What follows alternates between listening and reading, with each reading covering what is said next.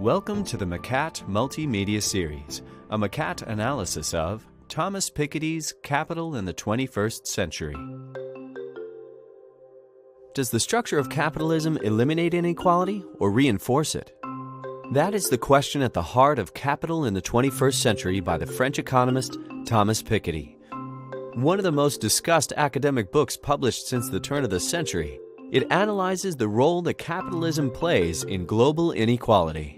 For years, most economists have believed that capitalism reduces inequality between the richest and the poorest in the long run. For example, the Kuznets curve hypothesis suggests that inequality rises when countries industrialize, but then falls. Piketty disagrees.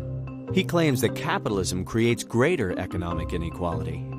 The Kuznets curve was constructed using data relating to wealth and income collected from the late 19th to early 20th century. But Piketty benefited from a whole century of extra data, right into the early 21st century. Using this wider pool of figures, Piketty does two things. He argues that Kuznets' data is misleading because it was drawn from what turns out to be a very unusual period of history. And he creates a theory he calls the central contradiction of capitalism. So what is this central contradiction of capitalism?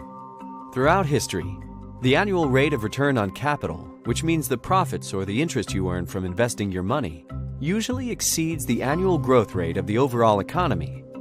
Return on capital, or R, has remained relatively constant at around 5% despite radical changes in who controls the capital. It's generally the rich and individuals who inherit it, and whether it's held as gold, bonds, land, or in an investment portfolio. In contrast to this, the annual growth of an economy, or G, has almost always remained close to zero. It has only in the last 2 centuries reached a level of 1 to 2%. There's not much, short of revolution, that those individuals who rely solely on labor to earn a living can do to change it. Let me introduce Jane and Joe. They both earn $100,000 a year, but Jane also has a $10 million inheritance which she invests annually in the stock market, earning a yearly return of 5%. Joe has no savings. Let's see how their incomes evolve. Both Jane and Joe spend all of their annual salaries. After a year, Joe will have nothing left over, whereas Jane will have made $500,000 from her investments, which she reinvests. Fast forward 10 years.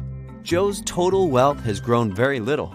It depends on whether he is able to negotiate a raise, but raise or no raise, Jane's $10 million has now grown to be worth more than $16 million, demonstrating Piketty's argument that the difference in interest between R and G can lead to widening inequality over time. To avoid this, he proposes a global tax on wealth that would effectively lower the rate of return on capital. A more detailed examination can be found in the McCat analysis.